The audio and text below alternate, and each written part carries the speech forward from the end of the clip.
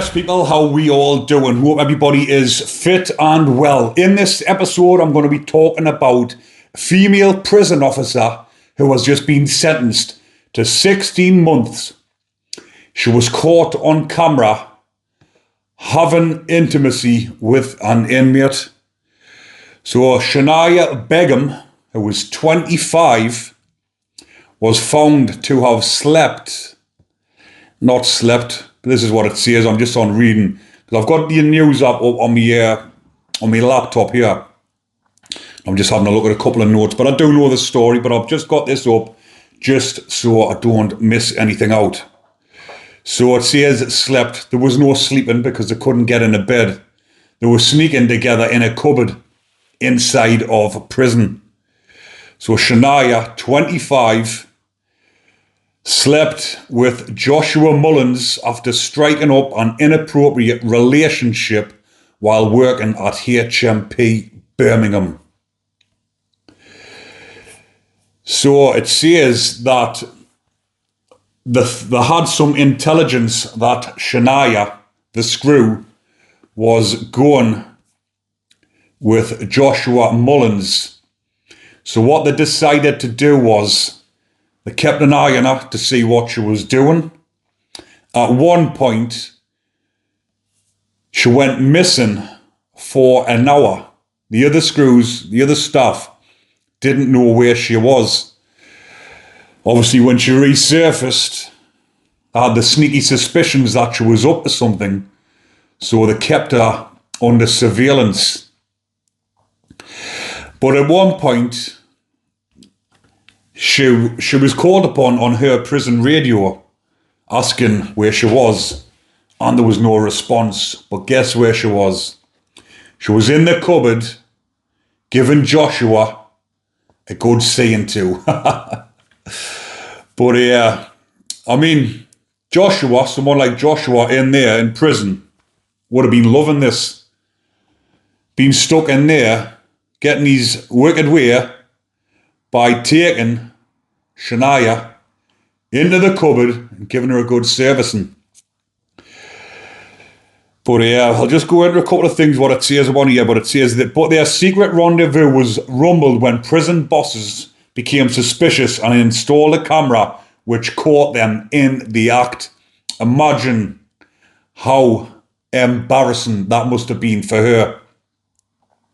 They actually installed a camera because when they had her under surveillance, they must have checked on the security cameras in the prison, which all the prisons have got now, and they've seen that she's going into the cupboard.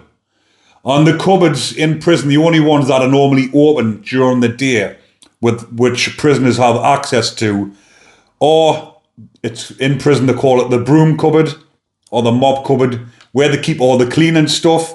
It's where you go to fill your mop buckets up for when you go and sweep the landings. I've been a cleaner in prison myself and I've worked on the servery. So when these two have been together and they've went into the broom cupboard, or sometimes it's the store cupboard as well. Obviously the cleaners are allowed into the store cupboard. This is where they store all the disinfectants, the detergents, the washing up liquids, things like that, what the prisoners use for cleaning up. And there's normally staff dedicated to working with the prisoners. So the prisoners go and ask the staff to open the cleaning cupboard or the store cupboard, then let them in. So this is obviously what's been happening. When Shania's on duty, Joshua's been asking to go in the cupboard, and they've been going in together. But like it says, they've installed a camera to see what's been going on.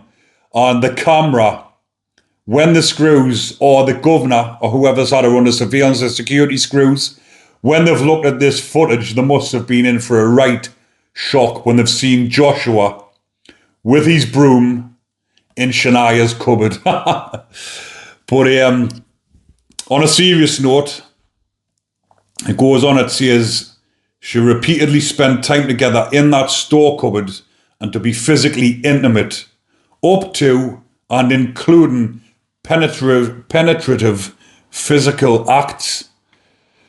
So this is what the sentencing judge, John Butterfield, said. And he's put, you were observed engaging in consensual activity whilst on duty.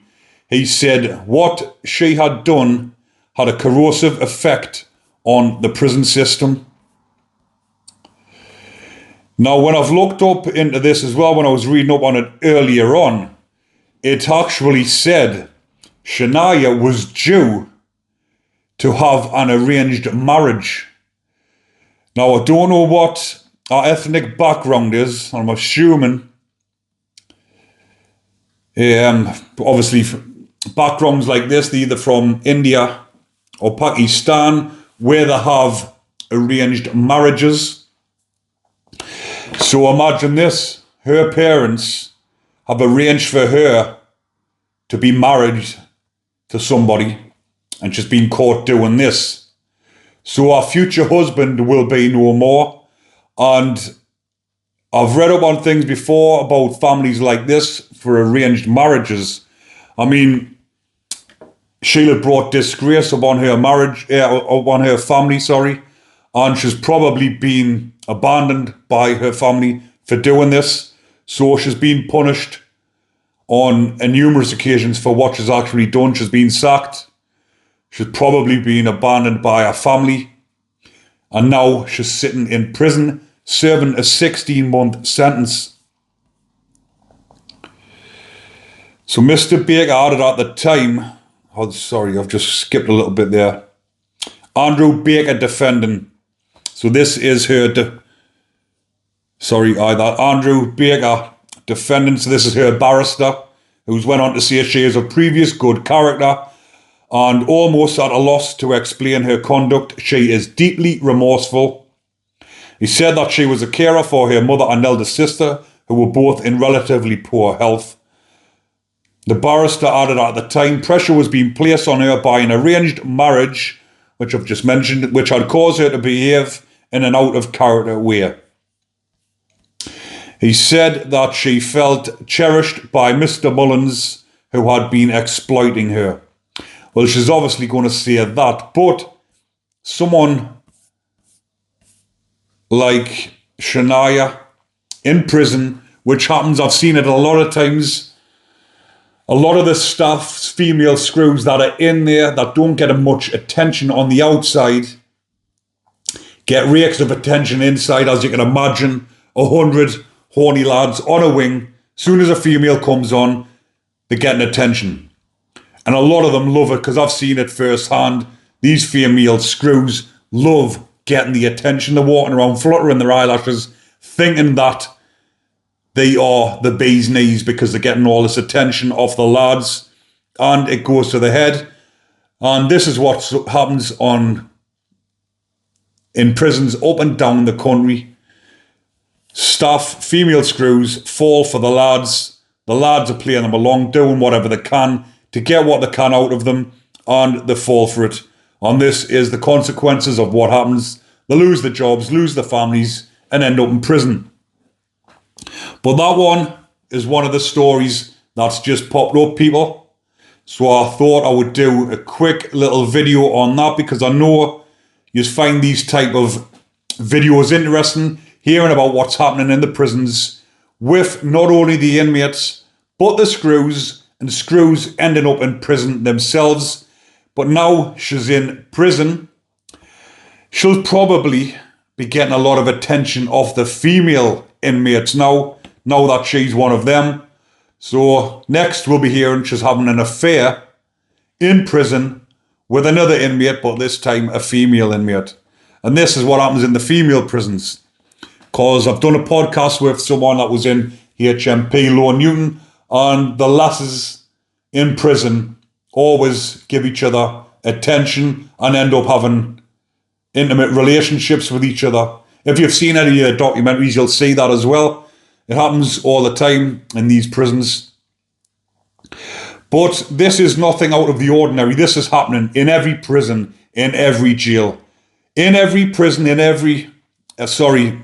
every landing, not every landing, but this is happening in every prison up and down the country on at least one of the wings, where either the male screw is going with the female inmates or vice versa. This is happening all the time. It's nothing out of the ordinary. It's just the ones that are getting caught, that are getting broadcast and put across the media channels.